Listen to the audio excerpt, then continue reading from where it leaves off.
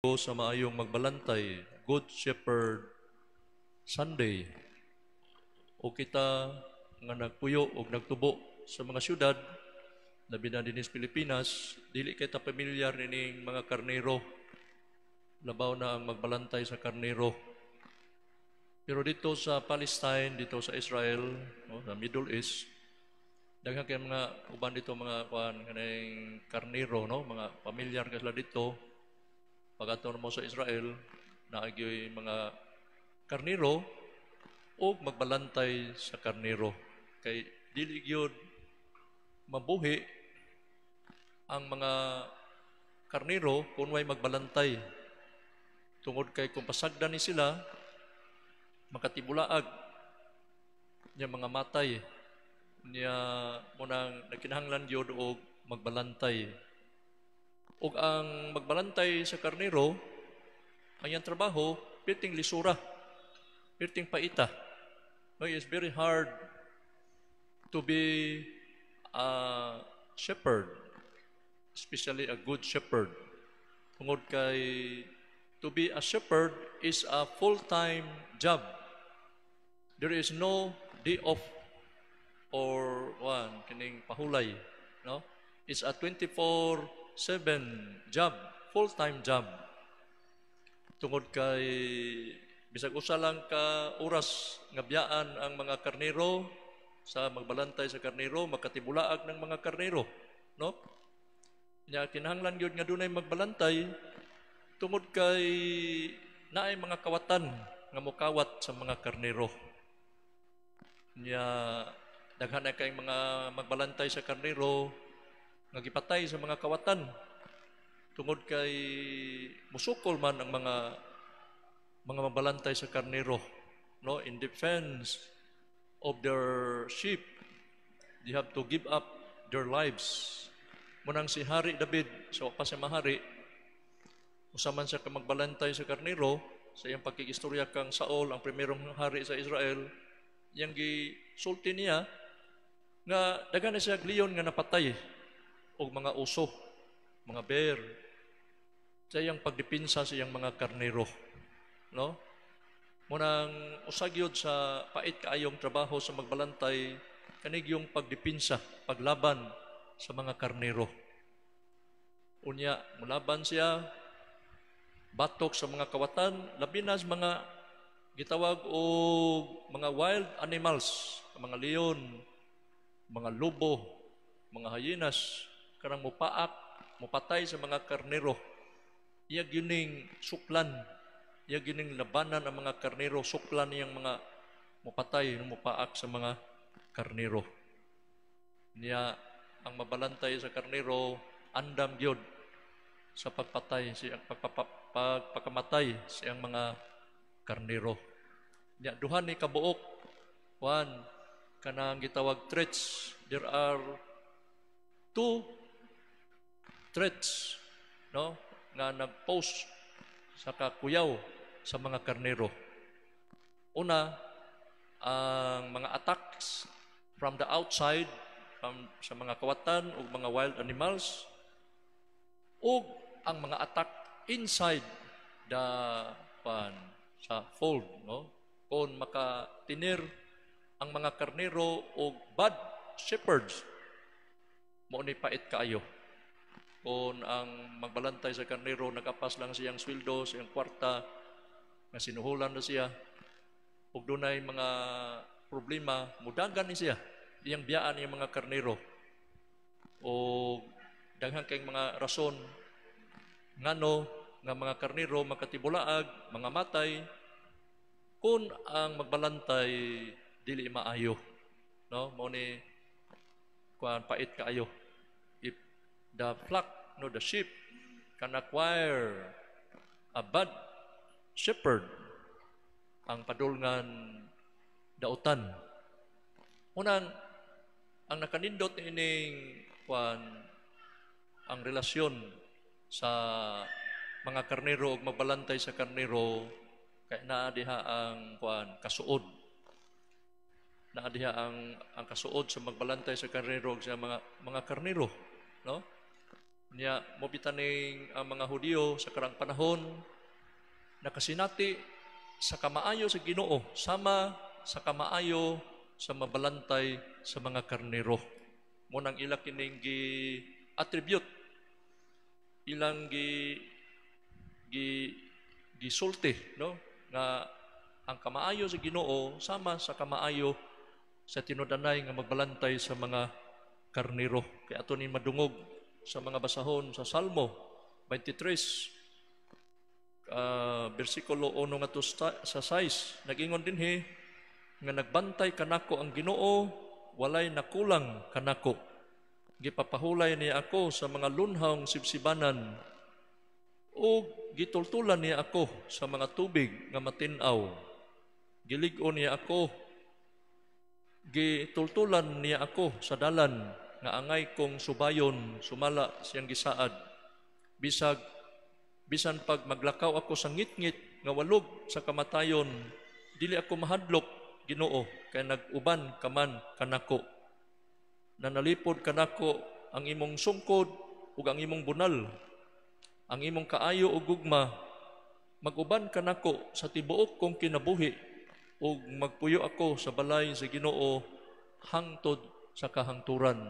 No atong mahulagway nga ang kasinatian dis mga Hudiyo sa kamaayo sa Ginoo sa paghigugma sa Ginoo sama sa magbalantay sa karnero. Nya mato pa ni propeta Isaías sa kapitulo 40 bersikulo 10 ngadto 11 nag-ingon siya, ania na ang Ginoong Dios ug maghari na gyud siya. Ania siya dala ang katawhan nga iyang giluwas sama sa usa ka magbalantay sa karnero. Pasibsibo niya ang iyang kahayupan, ang mga nati iyang kuguson ug agakon ang ilang inahan.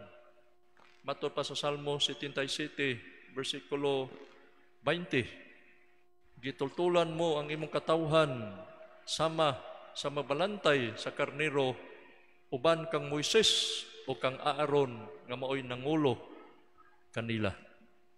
No, mahulagway nato nga sa karaang panahon in the Old Testament ang mga tao nakasinati gyud sa kamaayo sa Ginoo sama sa kamabalantay sa mga karnero. Munang sa ebanghelyo atong nadungog nga mabalantay sa karnero nakaila no matupad ang akong mga karnero mamati sa akong tingog nakaila ako kanila ug sila nagsunod kanako. There is a familiarity, an intimacy between the sheep and the shepherd. Munang a good shepherd is a good leader. Muninindot kaayo natong timan-an kang maayong magbalantay, maayong pangulo. Kay gihulagway ni Jesus sa iyang kaugalingon nga maayong magbalantay. Mingon si Jesus, I am the good shepherd. Being the good shepherd, Jesus is a good leader because He knows the way. He shows the way because He is the way. Ang si Jesus mogi maayo nga magbalantay kay siya nagtultol nato sa dalan, nagpakita ka nato sa dalan tungod kay siya dalan man. Nagingon siya, ako ang dalan, walay makaadto sa amahan kun dili mo agi kanako. And a good shepherd is a good companion. Nga ang maayong magbalantay kanunay nga kauban siyang mga panon. Kung naghihulagway sa Ginoo nga siya nakig-uban kanato. Motang iyang giingnan ng mga tinun-an, ang lakaw kamo sa tibuok kalibutan o bunyagi sila sa ngalan samahan sa Anak sa Espiritu Santo o hinumdumi. Ako magauban kaninyo sa kanunay hangtod sa katapusan sa kalibutan. Nga ang Ginoo siyang pagkamayang magbalantay, kanunay siyang nag-uban kanato 24 hours, 24/7, no? Nakig-uban sa kanato bisan matuog pata ana ang Ginoo. Iniglakaw mo trabaho o eskwela, ana kanato ang Ginoo, no? Di bita to'y istorya nga dihay inahan og anak nanood sa kwarto kay mga tuog na sila. Ingon ding inahan, anak, palungan ng suga kay manghigda na ta, kay matug na ta. Gipawong dayon sa anak ang suga, samtang naghigda sila, abli man ang bintana. Unya, pag kita sa anak nga gawa sa bintana na may buwan nga nagsiga, no? Hayag ang buwan. Ingon dayon ang anak, ma, gabi maron ma, unsa man ang kuan ma kanang siga diha.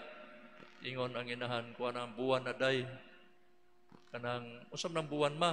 Ingon ang inahan, suga na sa Ginoo sa langit. Ingon dayon ang bata, ma, iya din ang pagmondon ang buwan nga nagsiga, kay gabi na maron matuog ng Ginoo. Ingon ang inahan, di man na matuog ang Ginoo day, bisag natuog pa ta, nagsige masag mata, ngano man, kan sige bantay nato. Ang Ginoo kanunay nagbantay kanato bisag matuog pa ta. Muna gitawag siya, naghulagway si Jesus, isip maayong mabalantay tungod kay siya. He is a good leader, a good companion, and a good shepherd is also cruel, bangis sa mga upatay, sa mga karnero. Isog siya sa mga kaaway, sa mga karnero. Ikaapat, nga a good shepherd is kind to his sheep. Na kung doon ay mga napiang, yang laki-lakian, yang ayuhon, yang tambalan, no? Nya nakanindot kay a good shepherd ang maayong magbalantay, magpakamatay sa iyang mga karnero. Mo kini gibuhat si Ginoo nga iya kitang gipakamatyan. Yang gihalad yang lawas ug dugo dito sa krus aron maluwas ta, mapasaylo atong mga sala, mahibalik atong relasyon sa amahan, ug dunay tay kahigayunan pagsud sa gingharian sa langit, kay dunay magbalantay nga maayo, no? Mao si Jesus, atong pakpakan si Jesus tungod sa iyang paghigugma. Mahigugmaon nga nagbantay kanato, mahigugmaon siyang nag-alagad kanato. Muna nindot kaayo, no? Atong timan-an nga si Jesus usag yun ka maayong magbalantay. Muna ang karon sang Lunes kay bugnong lugayno naman eleksyon, nya gitagaan ta kahigayunan sa Ginoo sa pagpili og maayong leader.